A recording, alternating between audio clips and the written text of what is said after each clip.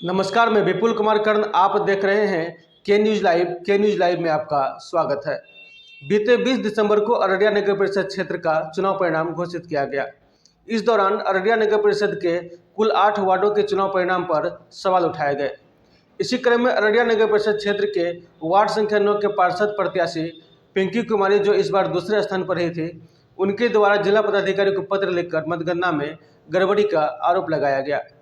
उन्होंने बताया कि मतदान के दिन कुल 2,571 वोट ही पड़े थे, जबकि मतगणना कुल 2,604 वोटों की हुई। उनके जिला पदाधिकारी को पत्र लिखते ही वह पत्र सोशल मीडिया पर वायरल होने लगा। आज वार्ड संख्या 9 के पुनः निर्वाचित पार्षद दीपा आनंद के पति अविनाश आनंद ने प्रेस कॉन्फ्रेंस कर बताया कि प्रत्याशी पिंकी कुमारी के द्वारा जो आरोप लगाया जा रहा है कि कुल 2,571 ही वोट पड़े थे, वह 5 PM वोटिंग रिपोर्ट के आधार पर है, जबकि फाइनल वोटिंग रिपोर्ट के अनुसार कुल 2,604 वोट पड़े थे। उन्होंने बताया कि मतगणना में कहीं से भी किसी प्रकार की गड़बड़ी नहीं हुई है। आइए आपको बताते हैं कि 5 PM रिपोर्ट क्या है, फिर आपको दिखाएंगे कि पार्षद प्रतिनिधि अविनाश आनंद ने प्रेस कॉन्फ्रेंस कर क्या कहा। दरअसल मतदान के समय संध्या 5 बजे तक सभी बूथों से एक आंकड़े लिए जाते हैं कि 5 बजे तक कुल कितने प्रतिशत वोटिंग हुए हैं, कितने मतदान हुए हैं, कितने लोगों ने अपने मताधिकार का प्रयोग किया है। यह संध्या 5 बजे तक एक आंकड़ा लिया जाता है। यह आंकड़ा फाइनल आंकड़ा नहीं माना जा सकता है, क्योंकि कुछ बूथों पर इसके बाद भी मतदान होते रहते हैं। जिन बूथों पर भीड़ ज़्यादा रहती है वहाँ देर शाम तक भी मतदान चलता रहता है। इसीलिए 5 PM वोटिंग रिपोर्ट को फाइनल वोटिंग रिपोर्ट नहीं माना जाता है। आइए आपको दिखाते हैं कि प्रेस कॉन्फ्रेंस कर पार्षद प्रतिनिधि अविनाश आनंद ने पार्षद प्रत्याशी पिंकी कुमारी के आरोप पर क्या कहा। नगर परिषद अररिया का चुनाव परिणाम 20 दिसंबर 2022 को आप सबों के सामने आया। मुझे जानकारी मिली है कि नगर परिषद अररिया के वार्ड नंबर 9 की एक प्रत्याशी जो कुछ मतों से चुनाव हार गई, जिन्हें वार्ड नंबर 9 के जनता ने नकार दिया, पुनः मेरी पत्नी को लगातार दूसरी बार इस वार्ड के जनप्रतिनिधित्व का अधिकार को देने का काम किया। इससे हताश होकर उनके द्वारा कुछ अनर्गल बयानबाजी, पोस्ट और दस्तावेजों को पेश किया जा रहा है। मुझे लगा कि इन सारी बातों पर, मुद्दों पर सामने आकर मुझे अपनी विचार और अपने जानकारी को उन तक पहुंचाना चाहिए। मैं यहाँ स्पष्ट कर देना चाहता हूं कि आप ये जो आवेदन देख रहे होंगे, ये जो पराजित प्रत्याशी है पिंकी कुमारी, उनके द्वारा 22/12/2022 को जिला पदाधिकारी अररिया के नाम एक आवेदन दिया गया है, जिसमें इन्होंने स्पष्ट किया गया है कि चुनाव के मतगणना में जो मत प्राप्त हुए हैं सभी प्रत्याशियों को, और जो मतदान हुआ उसमें संख्या में कुछ मतों का हेराफेरी। तो मैं बता देना चाहता हूं कि निर्वाची पदाधिकारी नगर परिषद अररिया के द्वारा 18 दिसंबर 2022 को जो 5 PM रिपोर्ट जारी की गई थी, ये 5 PM रिपोर्ट की कॉपी है, आप इसको देख सकते हैं। ये 5 PM रिपोर्ट की कॉपी। 5 PM रिपोर्ट का मतलब होता है कि मतदान के दिन 5 बजे तक जितने भी मतदान केंद्र हैं, पूरे अररिया नगर परिषद में लगभग 78 मतदान केंद्र हैं, और 78 मतदान केंद्रों पर संध्या के 5 बजे तक कितने महिला और पुरुष ने अपने मताधिकार का प्रयोग किया, उनका डाटा कलेक्ट कर राज्य निर्वाचन आयोग को इसकी सूचना भेजी जानी होती है। तो ये डाटा जो है टेलीफोनिक, जो उस बूथ के प्रेजाइडिंग ऑफिसर होते हैं, उनसे टेलीफोन पे वार्ता कर निर्वाची पदाधिकारी के सहायक कर्मी के द्वारा ये डाटा कलेक्ट की जाती है। ये डाटा कलेक्शन करने का काम जाहिर सी बात है कि 5 बजे से पहले से होती है, इसीलिए इसको 5 PM रिपोर्ट बोला जाता है। ये एक टेंटेटिव रिपोर्ट होता है, ये कोई फाइनल रिपोर्ट नहीं है, कोई अंतिम रिपोर्ट इसको ना ही राज्य निर्वाचन आयोग मानती है, ना ही निर्वाची पदाधिकारी मानते हैं, ना ही ये किसी प्रकार का अंतिम रिपोर्ट होता है। ये सिर्फ एक जानकारी होती है कि 5 बजे तक अररिया नगर परिषद के 78 बूथों पर मतदान का प्रकार इस प्रकार रहा। इतने मतदाताओं ने अपने मताधिकार का प्रयोग किया। फिर संध्या 7 बजे एक मुख्य पार्षद के प्रत्याशी थे, उनके द्वारा सोशल नेटवर्क पे ये आंकड़ा दिखलाया जाता है, जिसमें कुल वार्ड संख्या 9 में 4823 मत है और 2602 मताधिकार का प्रयोग यहाँ पे आम मतदाताओं के द्वारा किया गया है। मेरा एक सवाल यहाँ भी है कि वार्ड नंबर 9 में कुल 5 मतदान केंद्र थे, जिसमें से 2 मतदान केंद्र MLDP के जादव कॉलेज में था और 3 मतदान केंद्र कोल्ड स्टोर के निकट जो विद्यालय है उत्क्रमित मध्य विद्यालय रहका टोला में था। सारे 5 मतदान केंद्र पे 4 प्रत्याशी के मतदान अभिकर्ता वहां मौजूद थे। सारे अभिकर्ताओं को पता है कि किस बूथ पर कितने मतदान का प्रयोग हुआ है, कितने लोगों ने अपने मताधिकार का प्रयोग किया है, कितना वोट गिरा है। सबों को पता है कोल्ड स्टोर के बूथ नंबर 3 उत्क्रमित मध्य विद्यालय रहका टोला के बूथ नंबर 3 पर मतदाताओं की लंबी कतार थी। 5 बजे के बाद भी उस मतदान केंद्र पर जो मतदाता 5 बजे से पहले कतार में पंक्ति में आकर खड़े हो गए थे, अपने मताधिकार का प्रयोग कर रहे थे। ये बात सबों को पता है, सारे लोगों को पता है, चाहे वो VC के प्रत्याशी हो, मुख्य पार्षद के प्रत्याशी हो या पार्षद के प्रत्याशी हो, कि वार्ड नंबर 9 के सभी बूथों पर कुल 2604 मत पड़े हैं, जिसका आंकड़ा इस प्रकार है। बूथ नंबर 1 में 505 मत पड़े हैं, बूथ नंबर 2 में 555, बूथ नंबर 3 में 520, बूथ नंबर 4 में 604, बूथ नंबर 5 में 420, कुल 2604 मत पड़े हैं, जिसका परसेंटेज 53.99% होता है, लगभग 54%। ये जानकारी मुझे लगता है कि इस प्रत्याशी को भी होगी, न जाने फिर भी किन लोगों के कहने पे या कैसी जानकारी के कारण जो 5 PM का रिपोर्ट है उसको असल आधार मानते हुए ये अलग तरह का एक अफवाह समाज में फैलाने का काम कर रहे हैं। ये 20 तारीख को जो मतगणना के उपरांत निर्वाची पदाधिकारी के द्वारा जो रिजल्ट घोषित किया गया है, उसकी गणना की रिपोर्ट है, जो अंतिम रिपोर्ट है, और इस रिपोर्ट के आधार पे और 5 PM के रिपोर्ट के आधार पे इन्होंने मतों में अंतर की बात कही है। तो 5 PM रिपोर्ट जो है अपने आप में कोई वैधानिक और अंतिम रिपोर्ट नहीं है, वो एक टेंटेटिव डाटा है, जो ये सिर्फ दर्शाती है कि 5 बजे तक नगर परिषद अररिया क्षेत्र में कितने लोगों ने कितना % मतदान का प्रयोग हो चुका है। ऐसी परिस्थिति में अगर आप देखेंगे तो ये 5 PM डाटा और फाइनल काउंटिंग रिपोर्ट मेरे हाथ में, इसमें आपको स्पष्ट दिखेगा कि 8 ऐसे वार्ड है जहां 5 PM रिपोर्ट का जो डाटा है और फाइनल काउंटिंग रिपोर्ट डाटा है, वहां के मतों में अंतर है। कारण यही है कि चूंकि वहां पे मतदान चल रहा होगा या जो प्रेजाइडिंग ऑफिसर है उनके जो द्वारा जो टेलीफोनिक डाटा उन्हें दिया गया होगा, उस डाटा के आधार पर ये इनके द्वारा बनाया गया है। जिसे वार्ड नंबर 4 है, 8 है, 9 है, 11 है, 19 है, 23 है, 26 है और 29 है।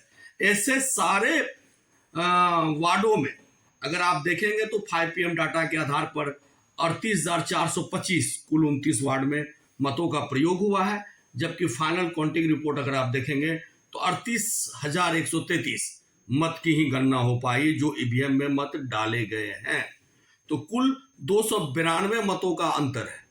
चूंकि 5 PM डाटा मैं बार बार कर रहा हूं, 5 PM डाटा एक टेंटेटिव डाटा है और टेंटेटिव डाटा के आधार पर आप ये नहीं कह सकते कि ये अंतिम डाटा है। लेकिन जिस बूथ पर पीठासीन पदाधिकारी की नियुक्ति होती है, जिसे हम प्रेजाइडिंग ऑफिसर कहते हैं, उनके द्वारा मतदान समाप्ति के बाद EVM सीलिंग के दौरान जो रिपोर्ट लिखित रूप में सीलबंद लिफाफे में प्रस्तुत निर्वाचित पदाधिकारी को की जाती है, वो डाटा फाइनल और अंतिम डाटा होता है। तो उस डाटा से भी मिलान करवाया जा सकता है। सभी बूथों पर जिस भी मतदान के लिए आम लोगों की भागीदारी हुई है, उनका हस्ताक्षर युक्त पुस्तिका वहां उपलब्ध है। सारे मतदाताओं की मतदान क्रमांक संख्या के साथ, मतदाता क्रमांक संख्या के साथ फोटोग्राफी हुई है वो भी उपलब्ध है। कई तरह के ऐसे साक्ष्य है जो उपलब्ध है निर्वाचन विभाग के पास। आम लोग भी इस बात को भली भांति जानते हैं। ऐसी परिस्थिति में चुनाव प्रक्रिया पर सवाल उठाना या चुनाव में धांधली किए जाने की बात करना या मतों की संख्या में हेराफेरी की बात किया जाना, ये या तो चुनावी प्रक्रिया की अनैतिकता को दर्शाता है या ये माना जा सकता है कि लोकतंत्र का जो महापर्व है उसमें उनकी आस्था नहीं रही है। उन्हें अच्छे तरह से तरीके से पता है कि वार्ड नंबर 9 में कुल 5 मतदान केंद्रों पर 2604 मतदाताओं ने अपने मताधिकार का प्रयोग किया है। ये फाइनल रिपोर्ट है। जो विजयी मतदाता है उनको 1174 मत मिला है, जो द्वितीय विजेता है उनको 1153 मिला है, और एक प्रत्याशी ने 182 और दूसरे चौथे ने 95 मत लाया है। ये सारी चीजों के बावजूद ऐसे लोग इन बातों को क्यों नहीं समझ पाते कि आखिर जो लोकतांत्रिक व्यवस्था है, जो चुनाव आयोग की व्यवस्था है, वो निष्पक्ष होती है और सारे लोगों के देखरेख में होती है। उनके जो मतदान अभिकर्ता हैं उनके देखरेख में होती है, मतगणना अभिकर्ता के देखरेख में होती है, और जो प्रत्याशी के अभिकर्ता होते हैं उनके देखरेख में होती है। जो एक्टिव प्रत्याशी होते हैं खुद उस पर नजर रखते हैं। और इन सारे चीजों के बावजूद अनर्गल बयानबाजी किया जाना, अनर्गल पत्रों को दिखाया जाना, ये समझ से परे है। तो इन सब बातों में, इन सब दावों में कोई दम नहीं है। मैं आप सबों से जो इस चैनल के माध्यम से इस वीडियो को देख रहे हैं, मैं अपील करना चाहता हूं कि ये तथ्य भ्रामक बातें हैं, उनको जानकारी की कमी है। 5 PM रिपोर्ट जो है वो टेंटेटिव डाटा है, वो कोई अंतिम डाटा नहीं है। अंतिम डाटा की जानकारी के लिए उनको निर्वाची पदाधिकारी से संपर्क करना चाहिए। जो प्रेजाइडिंग ऑफिसर के द्वारा सीलबंद लिफाफा में सूचना उपलब्ध करवाई गई है वो अंतिम डाटा होता है, और उसी डाटा के आधार पर जो मतों की गिनती होती है ईवीएम में, जो सीलबंद ईवीएम होता है उसकी गिनती की जाती है। अगर प्रेजाइडिंग ऑफिसर के डाटा और ईवीएम की जो काउंट गिनती है उसमें कोई अंतर हो तो एक बात बनती है। पराजित प्रत्याशी के लोगों के द्वारा सोशल नेटवर्क पर मतदान के दिन से ही 18 दिसंबर से ही लगातार एक वीडियो को चलाया जा रहा था, जिस वीडियो में उनके द्वारा ये दिखाया गया कि उनके द्वारा जो मतदान कक्ष 3 ईवीएम रखे हुए थे उसमें पार्षद वाला ईवीएम का बटन काम नहीं कर रहा था। तो मैं यहाँ कुछ आप लोगों को दिखाना चाहता हूँ कि प्रत्येक मतदान कक्ष में, मतदान केंद्र पर जो ईवीएम का क्रम था वो इस प्रकार था। सफेद वाले बॉक्स में पार्षद प्रत्याशी का ईवीएम रखा हुआ था, और नीले रंग का जो था वहां VC के प्रत्याशी जो है उनका ईवीएम रखा हुआ था, और पीले वाले बॉक्स में चेयरमैन यानी कि मुख्य पार्षद के प्रत्याशी का ईवीएम रखा हुआ था। लेकिन जो वीडियो आप देख रहे होंगे उस पर अगर आप गौर करेंगे तो देखे होंगे कि जो मतदाता है वो सीधे पार्षद का बटन बिना दबाए हुए, VC का बिना बटन दबाए हुए, सीधे वो चेयरमैन का बटन दबाने के लिए उल्टे दिशा की ओर चले जाते हैं, और चेयरमैन का बटन दबाते हैं, VC का बटन दबाते हैं, लेकिन पार्षद का बटन नहीं दबता। इसका कारण ये है कि वो जो व्यक्ति है जो मतदाता के रूप में उस मतदान के कक्ष के अंदर गए हैं अपने मताधिकार का प्रयोग करने, वो सबसे पहले आकर पार्षद वाले ईवीएम के बटन को दबाते हैं, और उसको दबाने के बाद अपने कैमरा का, मोबाइल का कैमरा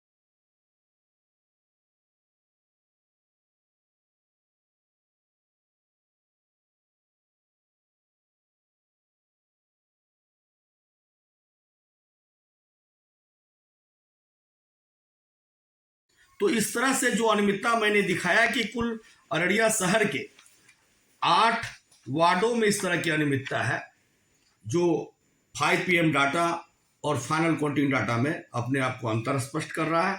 तो इन सब बातों पर ना ध्यान दें। अब मैं आग्रह करना चाहूँगा जो पराजित प्रत्याशी हैं कि आप 5 साल आपको जनता ने फिर दिया है अपना जनसेवा को दिखाने का। आप तन मन धन से उम्मीद से इस आशा के साथ आप यहाँ के जनसेवा में लगे रहिए, और मैं उम्मीद करता हूँ कि अगर अगली बार जनता आपको चाहेगी तो फिर आपको वो प्रतिनिधित्व का अधिकार मिलेगी। 2012 में भी यहाँ की जनता ने आपको प्रतिनिधित्व का अधिकार देने का काम किया था। लगता है आप उनके मापक पे खड़े नहीं उतर पाए होंगे, जिसका खामियाजा आपको 2017 में भुगतना पड़ा, 2022 में भुगतना पड़ा। लेकिन मैं भगवान से प्रार्थना करूंगा कि 2027 आपका सुनहरा हो। आने वाले सभी लोगों को मैं नववर्ष की ढेर सारी शुभकामनाएं देता हूं। बहुत बहुत धन्यवाद। इसी तरह हमारे प्रत्येक खबरों से अपडेट रहने के लिए, हमारे प्रत्येक कार्यक्रमों को देखते रहने के लिए हमारे चैनल को लाइक, सब्सक्राइब और शेयर करना ना भूलें। और यदि आप फेसबुक पेज पर हमारे खबर को देख रहे हैं तो हमारे पेज को फॉलो करना ना भूलें, ताकि हमारी प्रत्येक खबर, हमारा प्रत्येक कार्यक्रम, हमारा प्रत्येक वीडियो आपके मोबाइल तक सबसे पहले पहुंच सके। धन्यवाद।